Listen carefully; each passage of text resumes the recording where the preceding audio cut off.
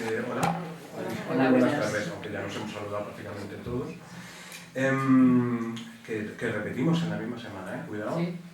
Cuidado que esto se está pareciendo cada vez más a un Ateneo. No sé si libertario o no, pero desde luego sí que es un sitio de... Bueno, libertario... Bueno, sobre libertarios y cenetistas y todas estas cosas sabe un montón, Pedro. O si queréis podéis preguntarle. Pero desde luego este sitio ya con Marta, con Mercedes, se está convirtiendo en un foco de cultura absolutamente imprescindible. Que entonces está haciendo, por supuesto, honor a ese nombre tan bonito de Ateneo, que no en vano es la casa, ¿no? de Atenea, la diosa de la filosofía y de las artes y de la guerra también, ¿no? Todo eso. Dejamos la guerra a un lado, nos quedamos con las artes y nos quedamos con el pensamiento de la filosofía y la historia y la memoria, en este caso, ¿no? Es la primera vez que estoy sentado en una mesa con un jefe de estudios y no estoy temblando. Bueno, un poco sí, pues siempre hay una responsabilidad. Ya veremos. Siempre hay una responsabilidad, pero claro, siempre que voy yo a sentarme junto a un jefe de estudios es para que me eche la bronca, porque soy irónico. Estas cosas, ¿no? Ya sabéis que la ironía está últimamente muy perseguida, ¿no? Pero desde luego estáis ante dos Pedros, por lo tanto... No será la verdad de los dos Pedros, no te preocupes. No será. Bueno, ni tampoco creo que vayamos a fundar ninguna iglesia, pues ya tendríamos ahí las dos piedras fundadoras, ¿no? Voy a empezar, si os parece, hablando de la peluquería donde me cortaba el pelo. Se me oye bien, ¿verdad? Si lo decís. Se llamaba Peluquería José Antonio, porque el peluquero jefe, se llamaba José Antonio, y estaba cita en la calle José Antonio, que yo en mi inocencia pensaba que era una calle que me había puesto ese nombre en honor a la peluquería, ¿no? Pero no, resulta que no. Resulta que con el tiempo me di cuenta de que era la calle José Antonio Primo de Rivera, ¿no? Si no sabéis, soy de Mérida, la capital de Extremadura. Empecé a tomar mis primeras cervezas en la calle Teniente Coronel Yagüe, que igual no sé si os suena mucho, pero muy poquito tiempo después, Berta, te me has escapado, vida. Cambio por completo el inicio, perdóname, luego vuelvo a la peluquería y tal. Siéntate. María Domínguez. María Domínguez. ¿Alguien sabe quién es María Domínguez? No. La flor del páramo. María Domínguez fue la primera alcaldesa de España. Alcaldesa de Gallur. Zaragoza. Y claro, el otro día estuvimos con los alumnos viendo una obra de teatro maravillosa, casi un estreno, que se llama María Domínguez, la flor del páramo, organizada por el Teatro Arboleda, que tiene que venir para subrayar, apúntatelo, tiene que venir para el tema de subrayar la memoria histórica. Estaba hablando antes de que llegaras, Berta, de donde tomaba las primeras cervezas y donde me cortaba el pelo. Y estaba hablando de la calle Teniente Coronel Yagüe, que con la transición y con lo que luego hemos llamado la cultura de la transición, que en gran parte fue la cultura del olvido, cambiaron el nombre de esa calle y pasó a llamarse la calle John Lennon. Pero claro, eso en un sitio tan meridional como Mérida se convirtió rápidamente en la calle John Lennon, la calle John Lennon, ¿no? Así, aunque nadie lo entiende, ¿no? Es allí donde tomábamos las primeras cervezas. Pero yo soy de la opinión de que hubiera sido mucho más práctico y mucho más instructivo y pedagógico que siguiera llamándose calle Teniente Coronel Yagüe. Teniente Coronel Yagüe, uno de los militares africanistas que subieron desde Sevilla para hacer la pinza a Badajoz, que era uno de los pocos reductos que al inicio de la guerra en esa zona, a ver que soy un poco disléxico, en esa zona occidental, ¿no? de la península, todavía seguía siendo fiel a la República, porque Cáceres ya no lo era y Sevilla tampoco, y por lo tanto la columna del teniente coronel Yagüe subió hacia Badajoz, pasó por Mérida, y hay gente que dice que todavía huele al paso del teniente coronel Yagüe, y como quedaba Badajoz a la izquierda y no quería que hubiese ningún reducto de rojos, pues se decidió pasarse por Badajoz. En las crónicas lo tenemos como la masacre de Badajoz. Pero para mí, antes de leer esta novela, 18 de julio, también era el nombre de una calle. Y está bien que, Pedro, que recordemos las cosas, ¿no? Creo que es un error olvidar. En otros países no se olvida, por ejemplo en Italia el recuerdo del fascismo está muy presente en las calles, casi como un reducto de tipo artístico, y creo que es una confusión y un problema el hecho de que nos olvidemos de que, por ejemplo, Moni puede ayudarnos en esto. El año pasado, cuando estuvo Domingo Buesa aquí con nosotros, en el instituto le regalamos su examen de ingreso, porque él hizo el bachillerato en el día San Alberto Magno, y entonces hicimos un facsímil de su examen de ingreso muy bonito. Y tuvimos la genial idea, seguramente fuera Diego, que es muy troll, que está muy presente, tuvo la genial idea de envolverle su examen de ingreso en un antiguo papel de Mulber de la librería Monimar, que como sabéis todos está en la calle General Franco de Sabiñánigo, y yo creo que todavía te quedan restos, ¿no, Moni? Pero solo lo usas para los clientes muy exquisitos, ¿verdad? Para recordar, sí. Bien, soy alumno de la UNED, mal alumno de la UNED, y he suspendido este año Historia Antigua, con un 3 y pico.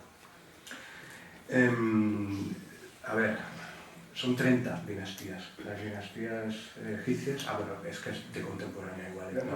No, pero son 30 dinastías con sus faraones y tal, es un horror. Y de repente pensé, me acordé de que hace muchos años mi referente intelectual primero, que es mi mujer, me dijo, tienes que leer esto. Esto era las memorias de Adriano, de Marguerite Yourcenar, ¿no?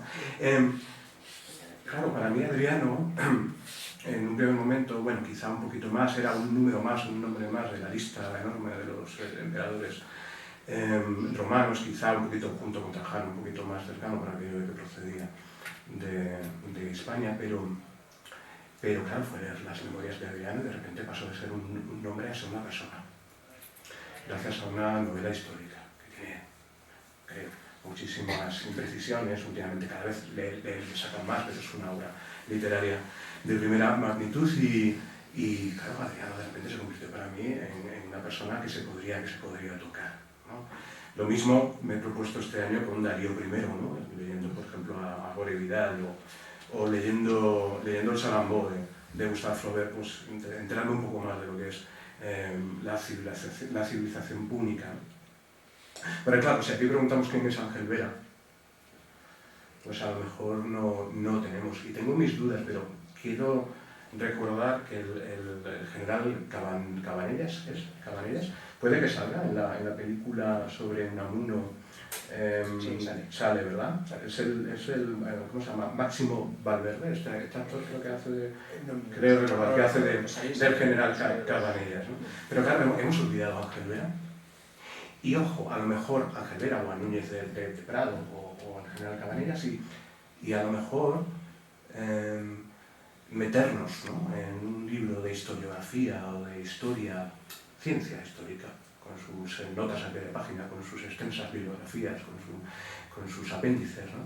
Igual todo eso se nos hace un poco cuesta arriba, o igual no tenemos el tiempo suficiente, pero amén de eso, seguramente no encontremos en esas monografías académicas un retrato vivo, como el que yo encontré de Adriano en la novela de Yourcenar. No tengamos un retrato vivo de personas o personas casi vivientes, ¿no?, como los que podemos encontrar en la novela que aquí estamos presentando.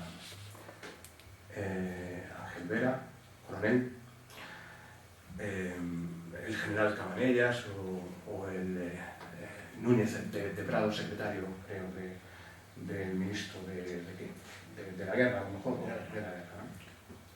Por lo tanto, para eso creo que nos debe servir la memoria histórica y la novela histórica también, que yo creo que están haciendo editoriales como 12 Robles, ¿no?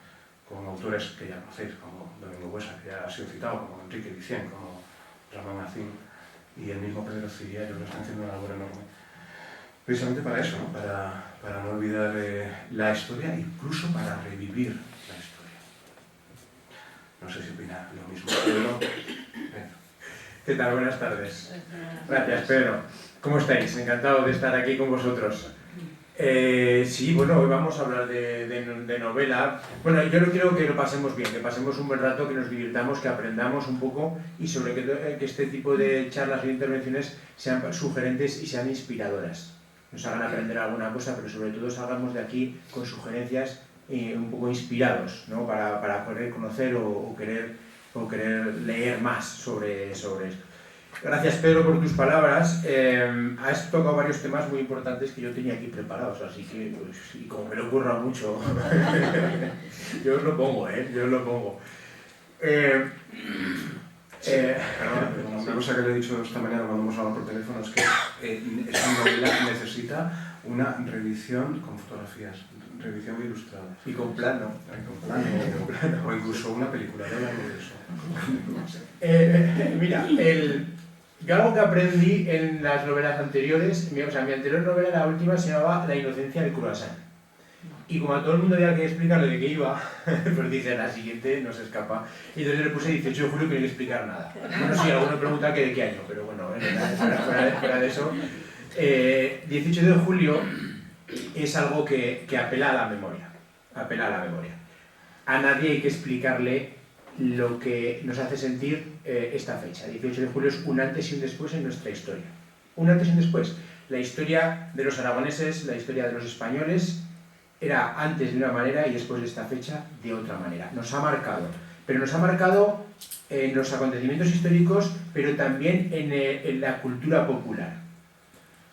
Se ha montado un 18 de julio, la paga del 18 de julio, la España del 18 de julio, los valores del 18 de julio se han convertido en un hito, algo que no es necesario explicar. Algo que representa un mensaje muy potente que hay detrás. El mensaje de los símbolos. El mensaje de los símbolos es muy importante y es otra de las cosas que has tocado, y te voy a arrimar el asco a mi sardina, que es lo de las calles, etcétera.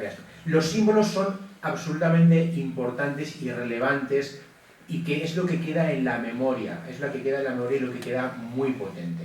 Y las novelas ayudan a que eso se empape. Y luego me explico por qué. Os voy a poner un ejemplo. ¿Veis aquí esta fotografía? No sé si se lee bien el cartelito que pone. ¿Veis, verdad? Que pone 18 de julio, España libre. ¿Pero libre de qué? ¿Libre de qué? Son cosas que no hace falta explicar, que se conocen, que se asumen. Pero si necesitan alguna explicación, yo os la cuento un poco, ¿vale? 18 de julio es una fecha, pero aunque nosotros conozcamos el final de la historia, los protagonistas de ese día no.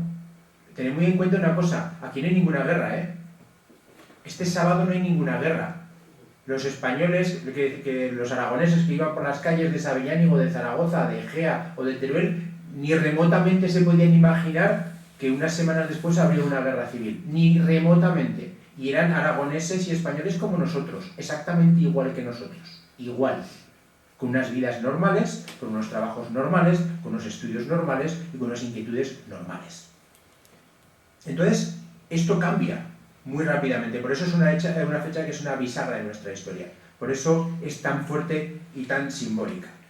No sé si lo veis bien, pero esto es lo que representa para el subconsciente popular en ese momento 18 de julio.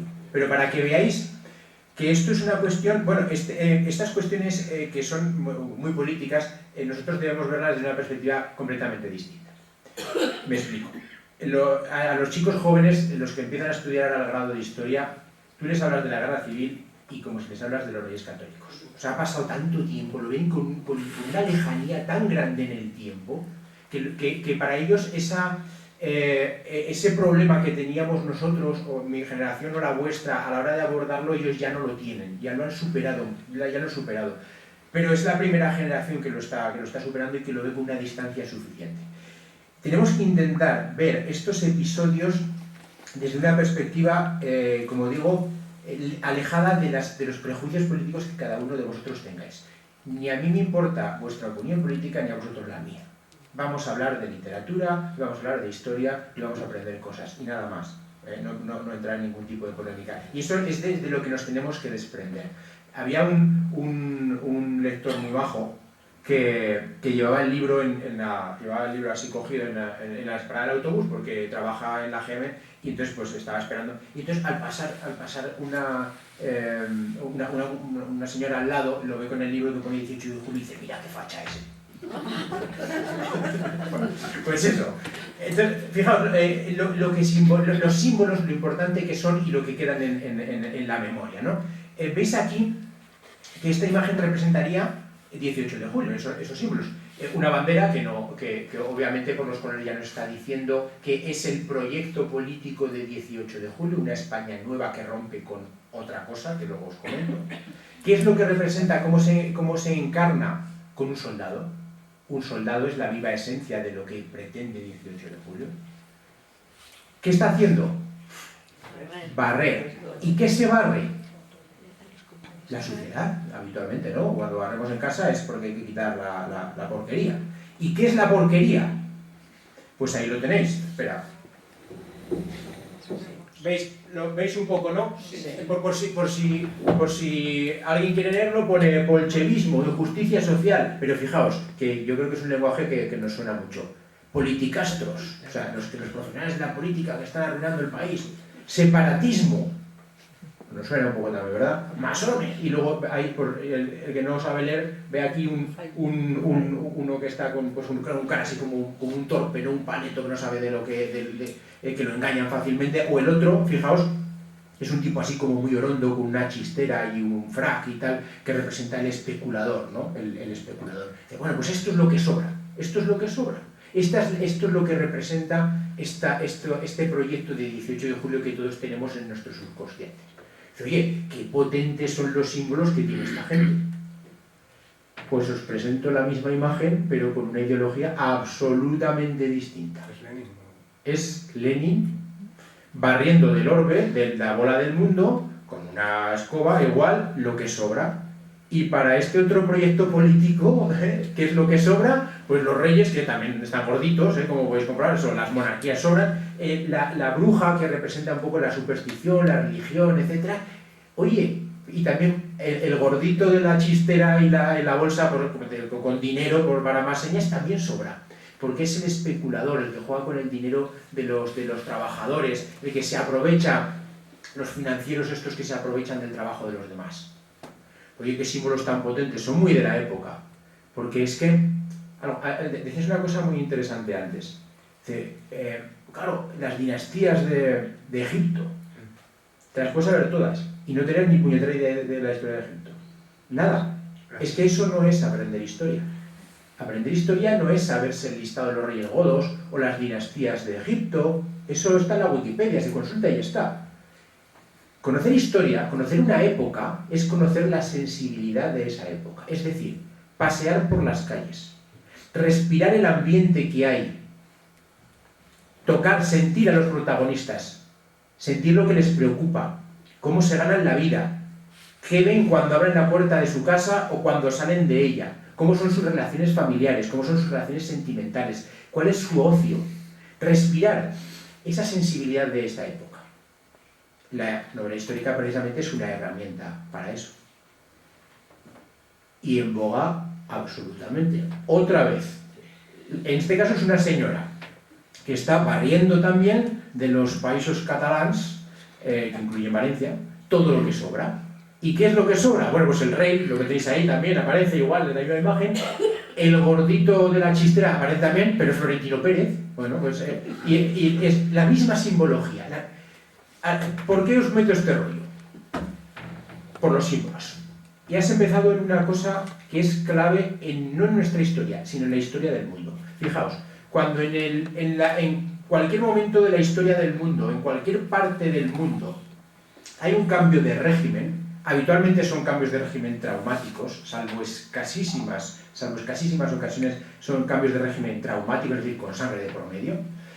Más allá de las cuestiones más jurídicas o administrativas, las dos cosas que primero cambian, las dos, y no fallan nunca, son, uno, los libros de historia, la historia tiene que ser la mía, y dos, los nombres de las calles. Aquí tenéis al soldado que no te dejó ver la plaza o la calle que era 14 de abril, que luego se podría llamar pues, General Franco o lo que sea, es decir, y luego se elimina el nombre, la huella, la memoria, el símbolo. No es, claro, ¿quién durante el año 41 iba a pasear por la calle Galán y García Hernández?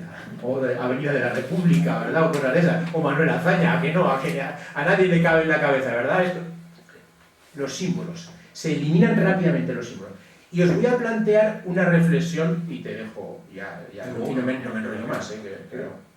Bueno, hay otra, este 18 de julio es un proyecto que es que tenía ordenada la diapositiva y así aprovecho, ¿vale? Que se contrapone a algo, que se levanta contra algo que estaba, ¿no? Estamos hablando de un golpe de Estado, ¿no? Es un golpe que contra un régimen establecido. Como digo, no nos confundamos, que esta no es una novela de guerra, ni mucho menos. No va de eso, va de aragoneses normales. Se contrapone a otra fecha, que es una bisagra en nuestra historia y que es todo lo contrario políticamente hablando, pero que marca el subconsciente popular, marca la cultura de este país para siempre. Para siempre. Hoy, cuando hay una manifestación y tienen una cierta ideología política, sacan unas banderas. Y cuando tienen otra, sacan otras. Y esta que aparece aquí, aparecen algunas de ellas. Lo ha marcado, Lo ha marcado. Esta fecha, 14 de abril, es lo que se contrapone o contra lo que se levanta 18 de julio. No hay que explicar prácticamente nada, porque eso ha quedado en nuestra memoria. Haciendo un poco un guiño a la historia, hicimos la presentación cuando salió el libro el día 14 de abril.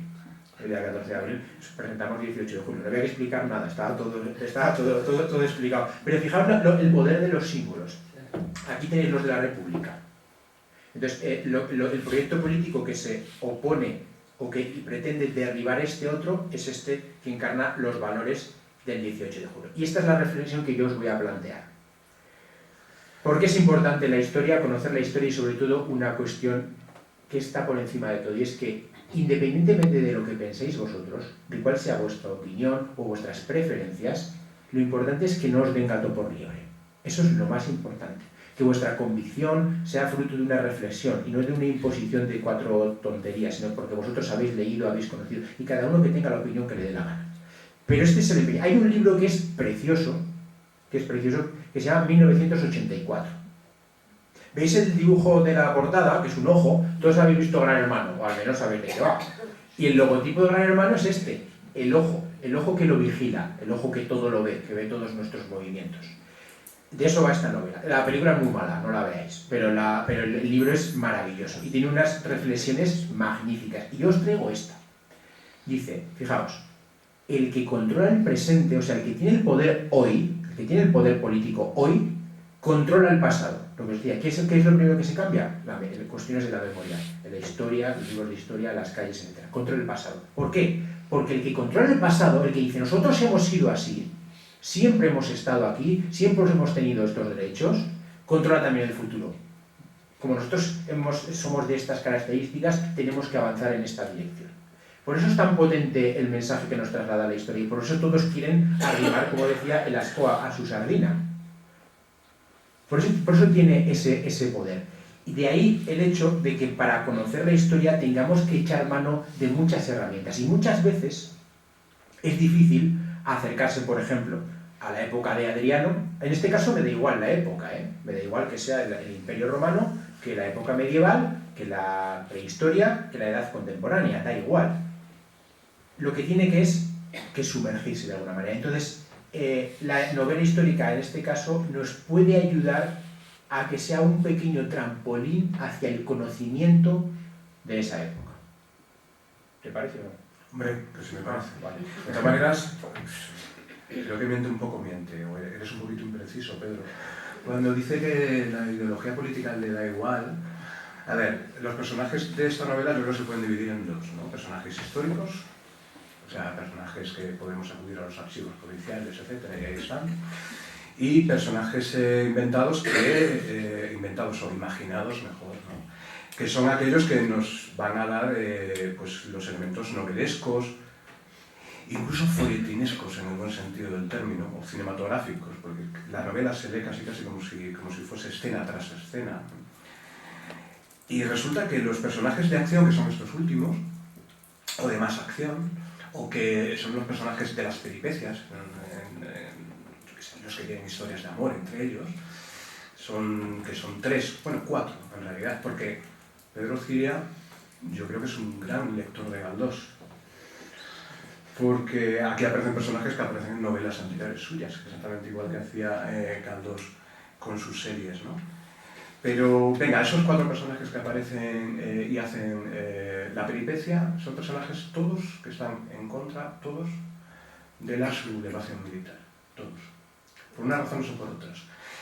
Seguramente por una razón primera, y que de nuevo tiene que ver un poco con un término unamuniano, que es el término de la intrahistoria. Yo voy a ir un poquitín más atrás. Decía Balzac, que es un poco el autor de novelas del que toda nuestra generación del 98 mamó, decía que la novela realista, que ahora la leemos casi como si fuese novela histórica, lo que hacía era hacer coincidir 2 tiempos.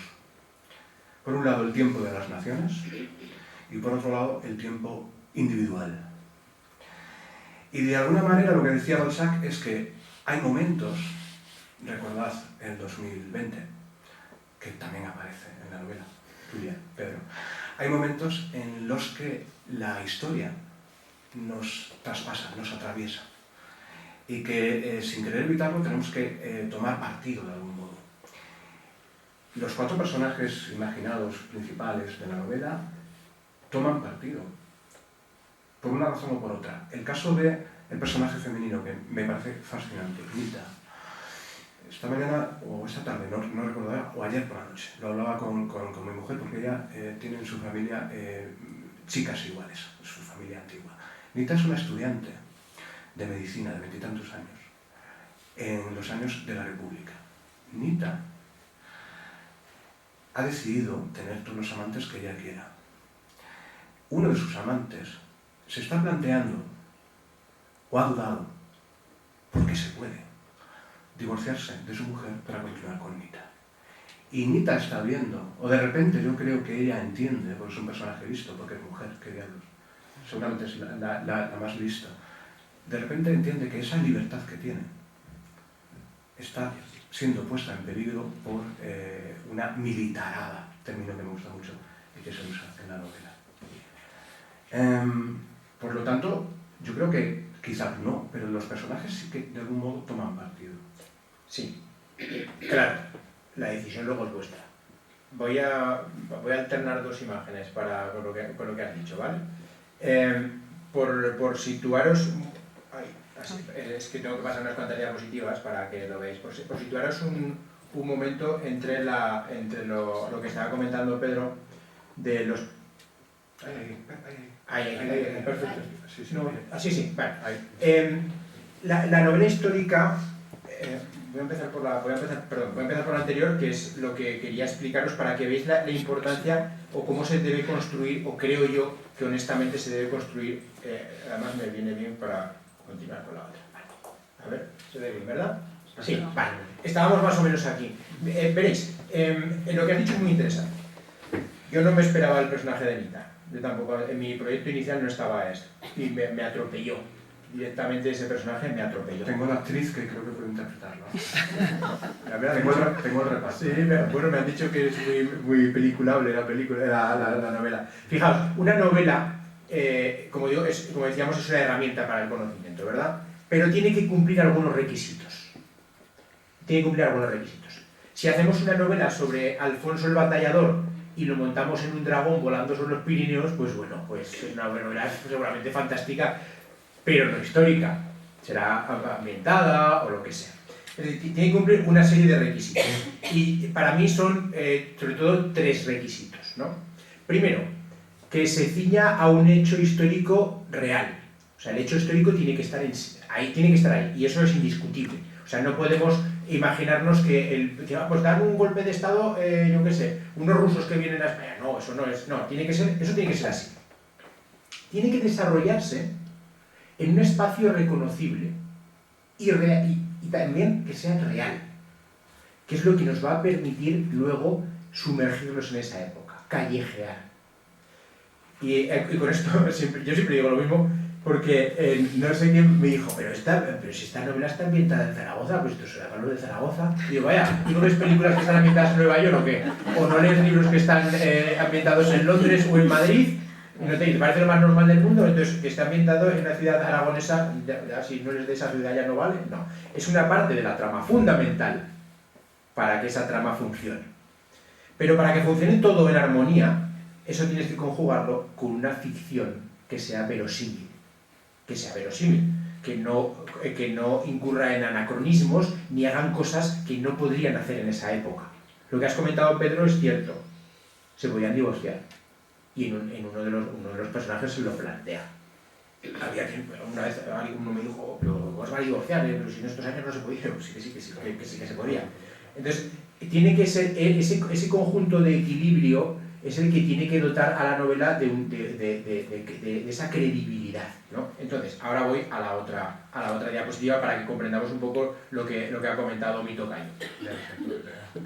No, que va, al revés. Mira, entonces, la conjunción sería la siguiente. ¿Se ve? Sí, mira. Estos son, digamos, los 3 personajes reales que aparecen en la novela. Y creo, aquí esto es ya una convicción personal, creo que hay que ser honesto con ellos. Independientemente de las simpatías que le tenga yo personalmente o vosotros, pero aquí hay que ser honesto con ellos. Y no es justo lo que a veces ocurre en muchas películas, por ejemplo, de Hollywood, ¿no? Donde se pone en boca de algunos personajes históricos cosas que jamás dirían, o yo qué sé, siempre me recuerda, Paco, mi compañero, me recuerda que en Titanic, el que ponen de malo de la película, resulta que es un héroe que salva a no sé cuántas personas, ¿no? Y ahí lo ponen al hombre con nombre y apellidos de malo, ¿no? El marido de que se va a casar. Creo que hay que ser honesto, con los personajes históricos y no hacerles hacer cosas o decir cosas contrario a lo que ellos verdaderamente harían. Creo que eso es honestidad profesional por parte del novelista y del historiador.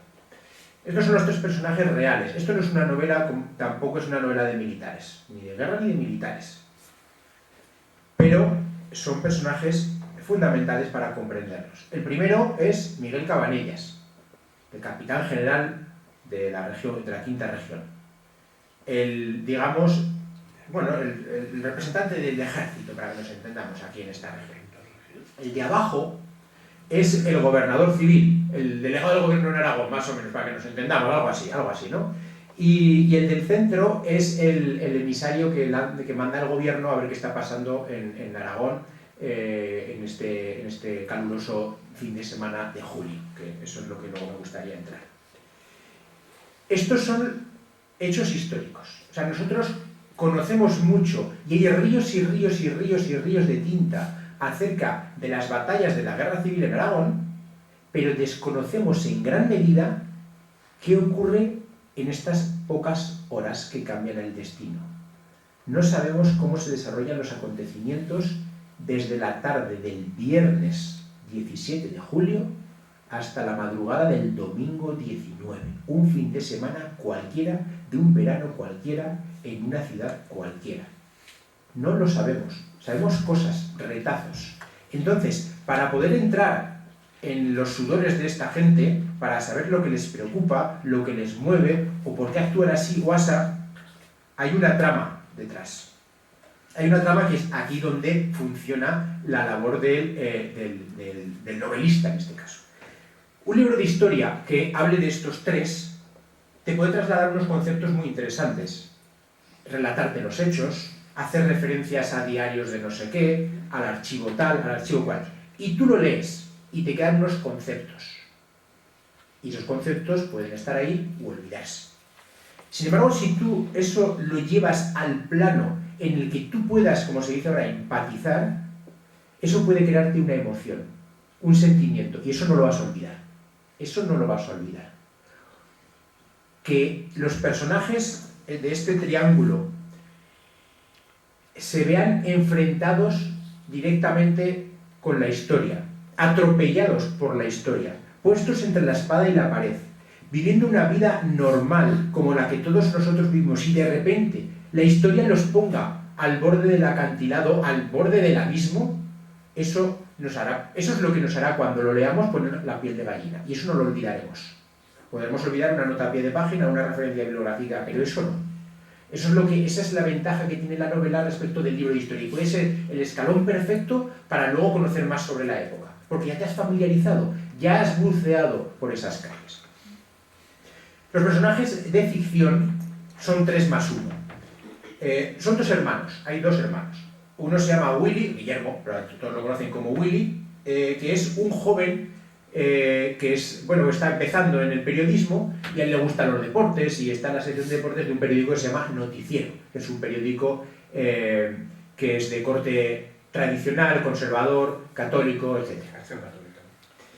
Su hermano es José Miguel, los Ortega son, y es el secretario del gobernador civil, del delegado del gobierno de Aragón. Bueno, han tenido ahí algún rifirrafe. Y luego la parte de arriba del triángulo es Nita. Nita es una persona normal, muy guapa, que estudia medicina y saca muy buenas notas. Y tiene un futuro muy prometedor, muy prometedor. No hay muchas chicas en ese momento en la Facultad de Medicina, pero la Facultad de Medicina de la universidad es muy prestigiosa y está sacando unas notas fantásticas. Y está en verano y está preparándose algunos exámenes que tiene, pero tiene una vida como nosotros. Y de repente, se ve enfrentada con un acontecimiento que le supera absolutamente a todos y le lleva a afrontar situaciones que la ponen entre la vida y la muerte y que jamás se podría haber imaginado 12 horas antes. Eso lo podemos comprender muy bien. O sea, no nos lo podemos imaginar, pero transitando con ellos la narración, sí. Por eso una de las claves de la narración es hacerlo en tiempo presente, porque es como muy trepidante. Y luego hay un último personaje, el más 1, que ha aparecido en las otras 2 novelas anteriores, que es el que encarna lo que no comprendemos. Hay una cosa que no comprendemos, o que nos cuesta mucho comprender si no te has familiarizado con el asunto del 18 de julio. Y es que quien sale en defensa, entre comillas, de la República, no son los que creen en la República, sino los que no creen en ella. O sea, quien coge las armas para enfrentarse a los que dan el golpe son los anarquistas. Y Aragón tiene una tradición anarquista muy potente, y ellos no son republicanos, no defienden la República, prefieren la República a la monarquía, por supuesto, pero no saldrán a la calle con pistolas para defender a la República, no. De hecho, cuando ellos tengan el poder, que lo tienen, en Aragón, como en ninguna otra parte de la historia del mundo, en Aragón, en la zona oriental de Aragón, cuando ellos ponen en marcha su proyecto político, cuando todo se viene abajo unos meses después, unas semanas después, no implantan ninguna república, implantan el comunismo libertario, el anarquismo, el sueño igualitario, lo que nunca jamás en la historia habían podido conseguir. Y ese es un elemento histórico que no comprendemos, porque nosotros pensamos que cogen las armas y defienden la república, los que salen ahí y tal. No, ellos no creen en el proyecto de la república, está muy bien, pero no son republicanos. Entonces, ese personaje que aparece en esta novela, en la anterior y en la anterior, nos ayuda a comprender ese escalón que nos faltaba para engarzar un poco el acontecimiento histórico. Entonces, que personas absolutamente normales, con una vida cotidiana de un aragonés normal, se enfrenten a una situación que está cambiando hora a hora, minuto a minuto, para nosotros, claro, nos toca la fibra, y ese es un poco el objetivo. Y al revés, mientras te escuchaba pensaba, no todos los republicanos eran de izquierdas. La República tenía en todos sus aparatos, y durante su tiempo, el breve tiempo que tuvo gobiernos de derechas, y el general Cabanellas era republicano, para nada quería que volviese una monarquía, y lo peor, era masón también. Con lo que a veces, claro, el paso del tiempo y la pérdida, el olvido de lo que es la memoria histórica nos lleva a ese tipo de confusiones, ¿no? y de contradicciones. Estamos muy confundidos muchas veces y por eso estas herramientas son muy buenas para comprenderlo. Os voy a poner el ejemplo de lo que estás diciendo porque me viene al pelo. El escenario, digamos, donde se desarrollan los acontecimientos es más o menos este, más o menos este, ¿vale? Pero para comprender lo que ocurre históricamente hablando, lo que ocurre en esta fecha, para comprenderlo, nosotros tenemos que retrotraernos un poco en el tiempo, porque 18 de julio, como hemos dicho, representa un golpe frente a algo, ¿no? Y ese algo es la República. Y como tú has dicho, la República es una cosa muy heterogénea. Yo os propongo lo siguiente. Mira, vamos a coger un dron mágico que viaja en el tiempo y vamos a deslizarnos a esta... Más o menos os situáis, ¿sabéis dónde estamos, verdad? Bueno, esto es el Pilar, ¿verdad? ¿Lo veis ahí el Pilar? La calle Alfonso, la Plaza de España, la Plaza Aragón. Bueno, nos deslizamos en el tiempo y cogemos ese dron y vamos aquí. Y nos situamos en el 14 de abril de 1931, ahí. Y os voy a hacer una pregunta, a ver si opinamos lo mismo. Este es un hecho histórico. La gente sale a la calle. Entusiasmo, símbolos, mucha gente, mucho fervor. No se ve, pero es una bandera tricolor. No se ve muy bien, pero aquí están Galán y García Hernández. Y las señoritas, etc. Bueno, entonces, mi pregunta es, de la gente que sale aquí, estamos en el minuto 0,1 de la República. De estos que hay aquí, ¿cuántos tenían una auténtica convicción de republicanos? ¿Cuántos habían leído, reflexionado, pensado acerca de los sistemas políticos en el mundo, estudiado, leído cómo había ido en otras naciones, las experiencias en otros países, en otras capas sociales, cómo se había tratado a la aristocracia o a las capas bajas? ¿Cuántos de estos? ¿Por qué salen? ¿Por qué salen España en tropel? Bueno, una parte de España. ¿Por qué salen? Por el cambio. El entusiasmo del cambio. El entusiasmo del cambio. Es decir, llevamos 50 años en un sistema que se conoce como restauración.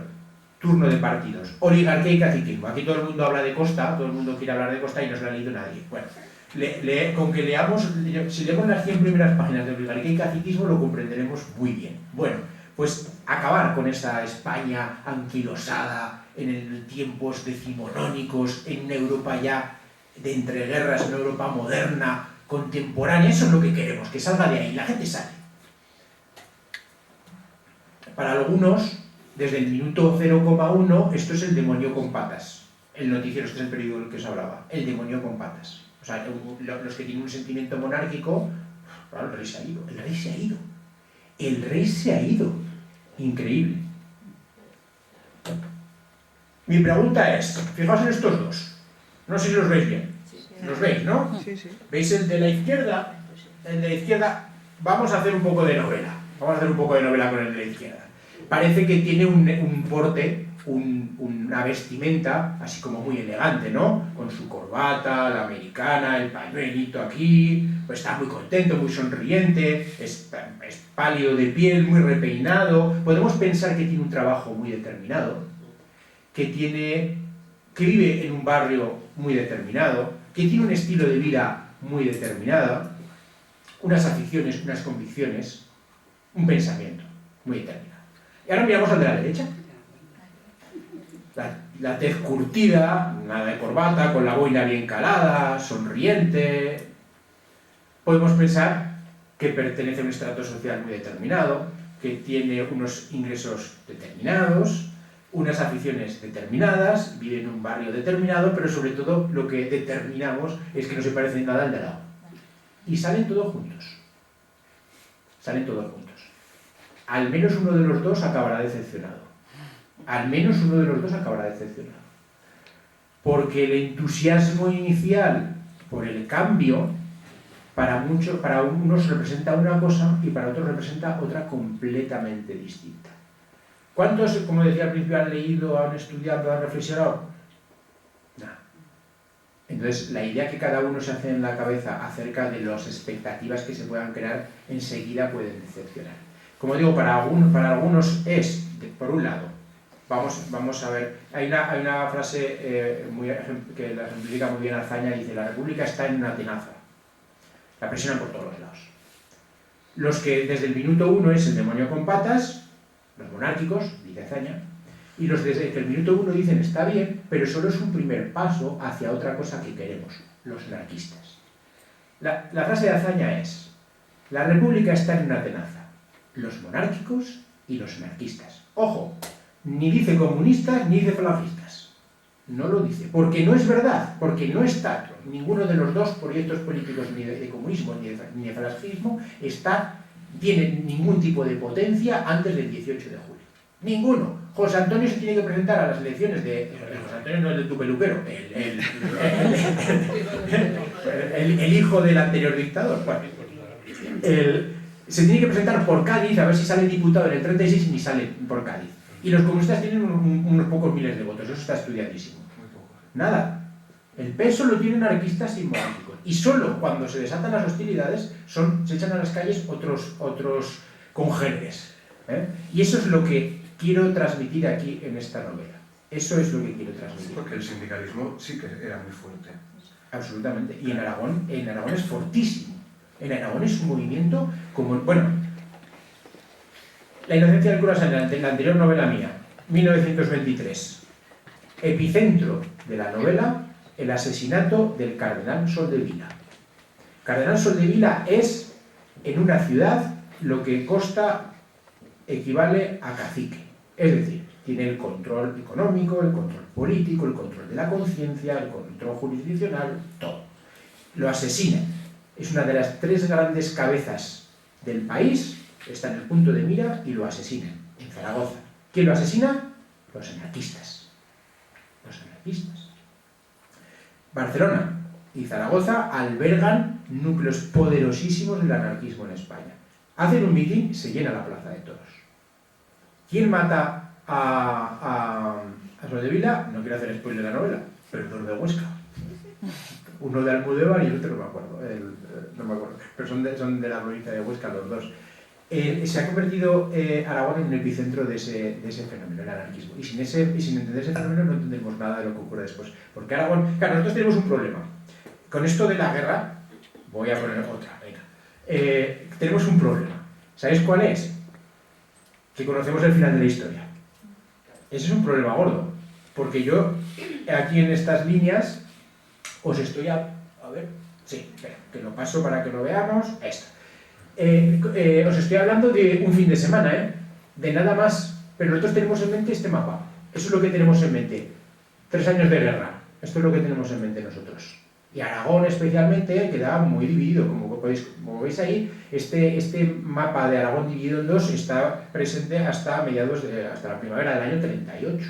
O sea, la línea de batalla es el frente y se mueve muy poquito, pero enseguida queda dividido desde muy al principio. Y las zonas que tenéis así más en violeta, eso es donde se implanta sobre todo el anarquismo, etc. Bueno, es una historia esa apasionante sobre la que algún día me gustaría escribir. Pero bueno, conocemos el final de la historia. Pero este es el final, y es lo que no nos debe crear a nosotros ningún prejuicio. Porque nosotros como lectores lo tenemos, pero los protagonistas no. Y los protagonistas esto no se lo pueden ni imaginar.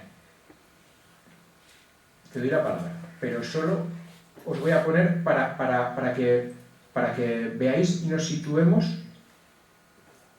Quiero haceros ver esto.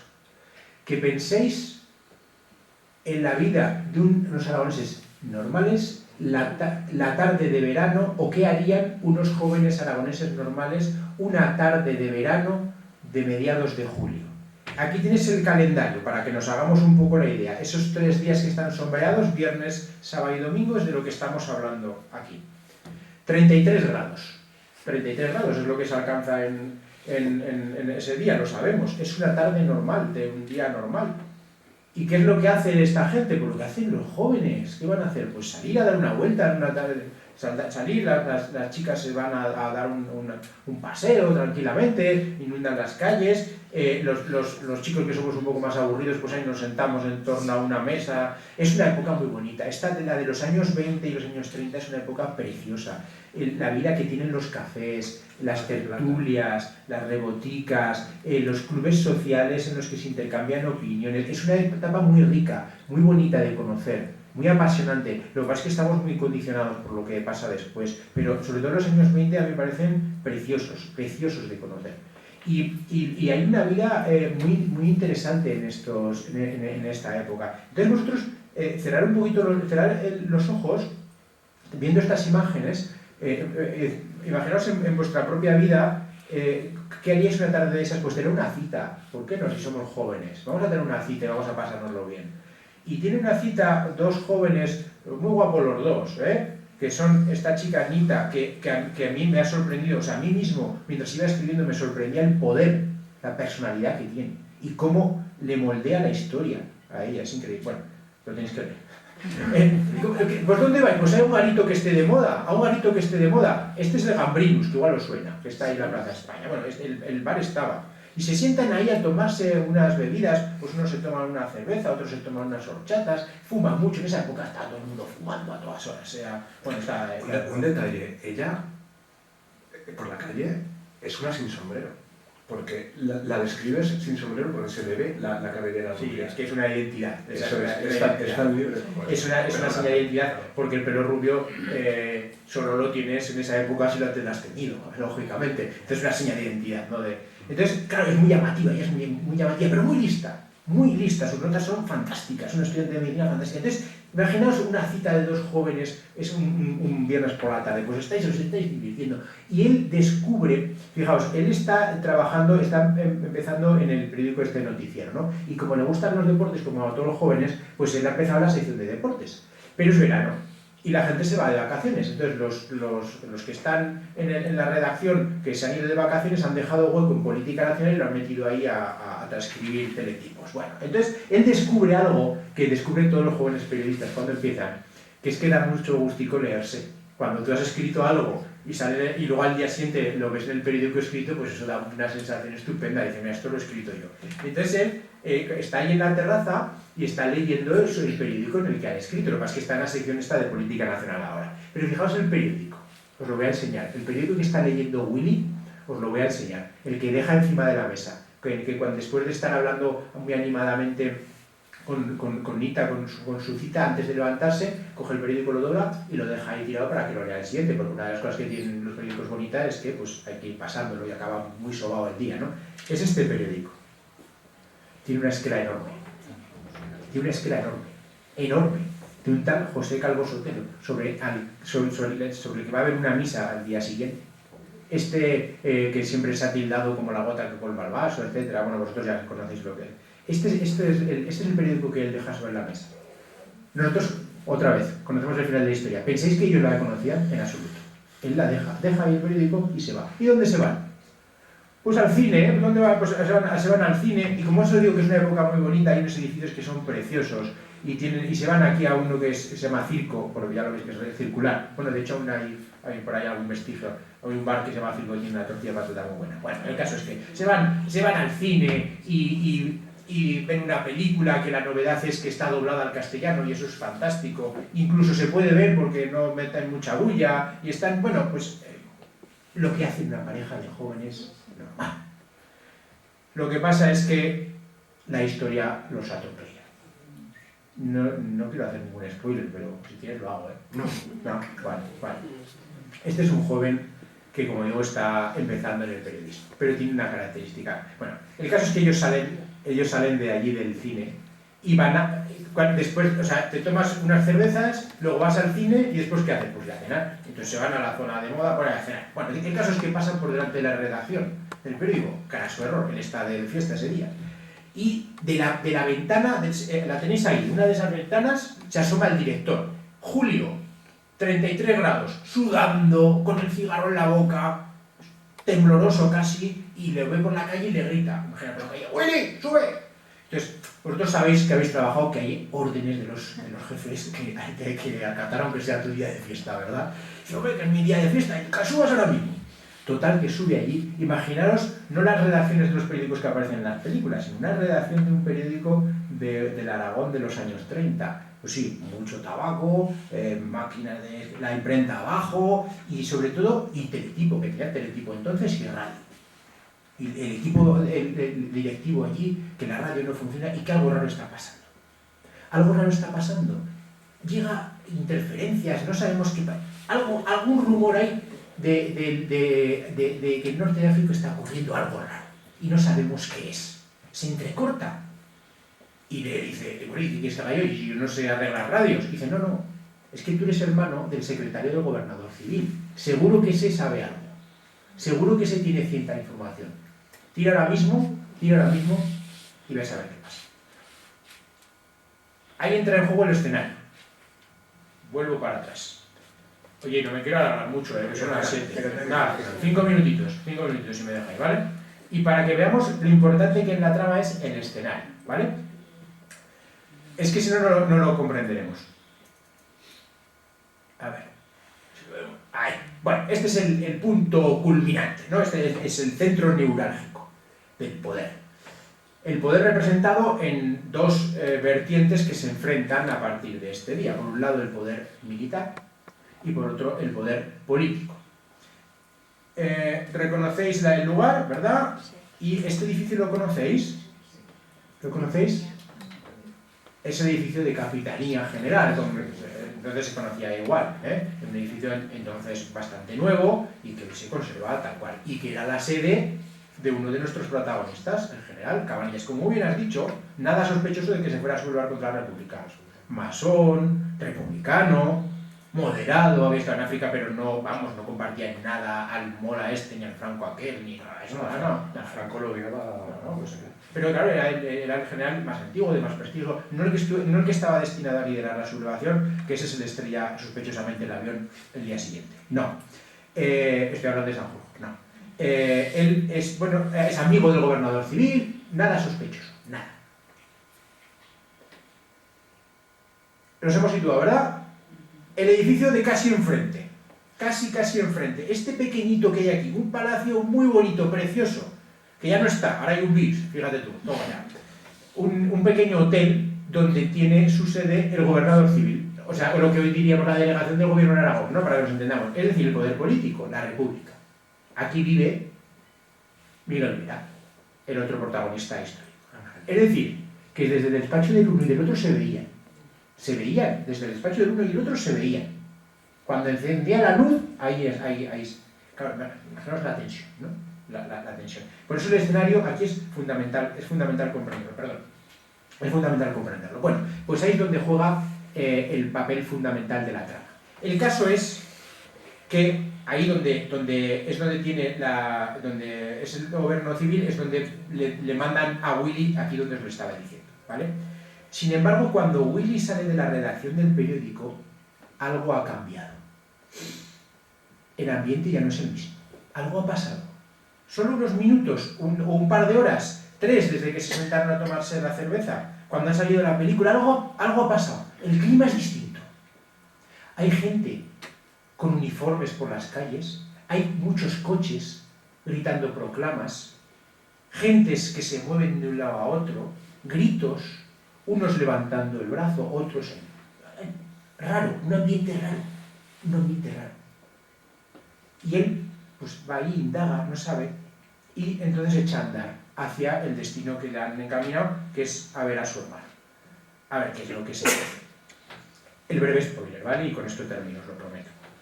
Dice, va desde allí, el recorrido son unos 700 metros aproximadamente, ¿eh? No es mucho, pero es suficiente para hacerse una idea, para oler. Aquí hay que oler. Se va por Independencia arriba, que es esta calle, se va topando con más grupos, aparte del que habéis visto en la fotografía. Otros jóvenes con gorros y manos en los bolsillos salen o se dirigen a las sedes de sus partidos y sindicatos. Un retén de guardias de asalto custodia la entrada del edificio de correos y telégrafos. Algo pasa con las comunicaciones. ¿Y eso cómo lo sabes? Ahí está la foto. Esto es lo que vio Willy cuando pasó. Y les dice, ¿pero qué hacéis aquí? Y le ignoran, no le contestan. Algo pasa, no sabe el qué. Pasa junto a ellos, les pregunta por qué están allí, pero le ignoran. La ciudad bulle a actividad. Es un viernes anocheciendo, sin asomarse a ningún abismo. Marruecos está demasiado lejos. Los grandes nombres solo se hospedan en los teletipos. La radio apenas se oye. Los chavales juegan a la pelota en la calle. Sus madres les llaman a cenar. Huele a tortilla de patata. Es un día normal. Pero cuando entra en el edificio de su hermano, ya todo ha cambiado para siempre. Y la sucesión de hechos a partir de ese momento es absolutamente trepidante. Absolutamente trepidante. Me decía con buen criterio Pedro que hay una ruta para hacer. Hay una ruta para hacer. Absolutamente histórica y absolutamente trepidante. Claro, cuando tú quieres dar credibilidad a lo que sucede, tienes que bucear y tienes que entrar. Tienes que recorrerte los pasillos. Este es el plano de Capitanía General. Tienes que recorrerte los pasillos para saber qué está diciendo el capitán. Con esto hay una cosa que no te perdono. A la más mala de las gobernantas le has puesto de nombre Iguacel. Me parece muy mal. Le iba a poner Ocenta, por lo bonito que es. Bueno, hay que entrar. Hay que entrar en las cocinas. Hay que saber qué se sirve de cena. Si cenan o no. ¿Están nerviosos? ¿Vosotros estáis nerviosos si fuerais a dar un golpe de estado? ¿Dormiríais esa noche? Hay que recorrerse las calles. Hay que ver dónde están los núcleos de poder y por qué. Y sobre todo qué piensan. ¿Y cómo reaccionaríais vosotros si fuerais los protagonistas del golpe o si simplemente fuerais los espectadores en primera fila? ¿Cómo reaccionaríais? Si la historia os lleva a la trinchera, perdonad la expresión, ¿cómo reaccionaríais? Hay valores que son universales y atemporales. Hay sentimientos que son universales y atemporales. El miedo, el temblor de las manos, el sudor frío, las reacciones sin pensar, el instinto, la supervivencia. Eso los aragoneses de hace 100 años y los aragoneses de hoy, o los aragoneses de hace 1000 años o 2000, eso no ha cambiado. Sigue estando ahí. El libro de historia de 400 páginas con 500 notas a pie de página no te lo va a transmitir.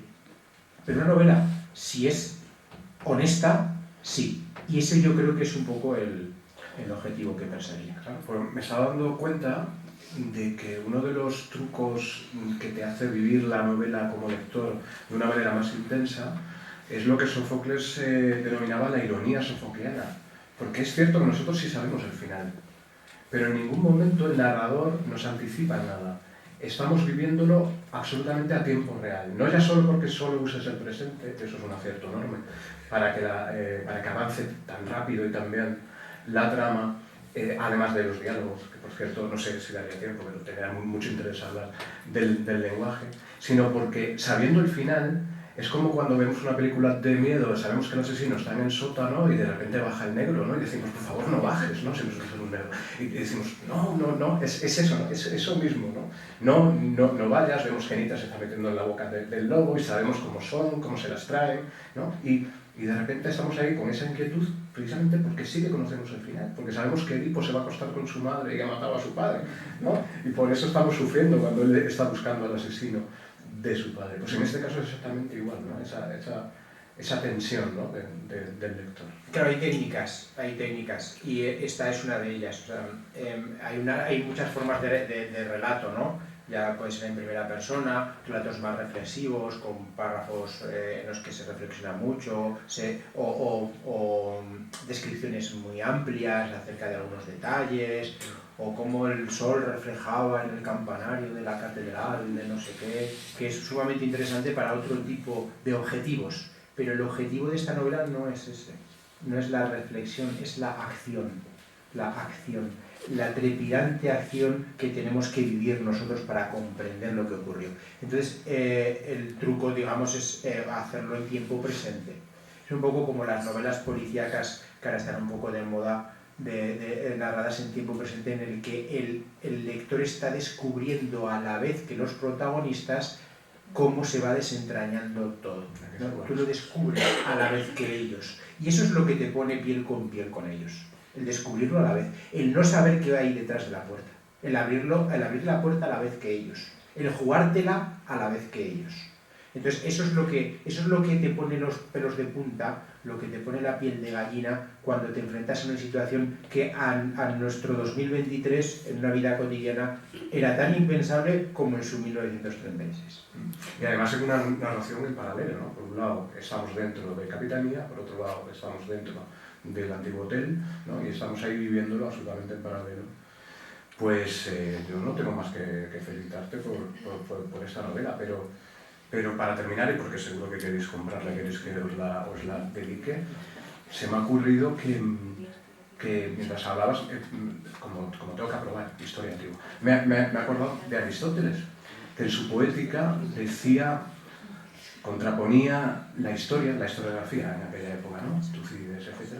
Y lo que él llamaba poesía, que no es más que la creación, ¿no? Es decir, por un lado la historia, por otro lado la creación, y decía, ¿qué es más verdadero, la historia o la creación? Y decía Aristóteles, la historia nos cuenta las cosas como fueron.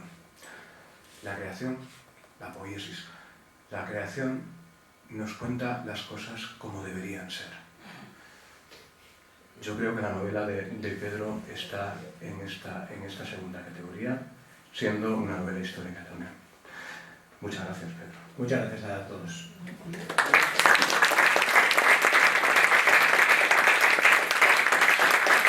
Si alguien tiene alguna pregunta, quiere comentar alguna cosa, yo encantado, si alguien tiene alguna cuestión. Son temas estos muy candentes, que siempre ofrecen un debate muy animado. El otro día estuve en un club de lectura en Ariza, un grupo muy majo de personas, y tuvimos un debate fantástico de hora y pico, porque habían leído y habíamos visto muchos detalles y lo habían empezado a relacionar con otros libros, etc.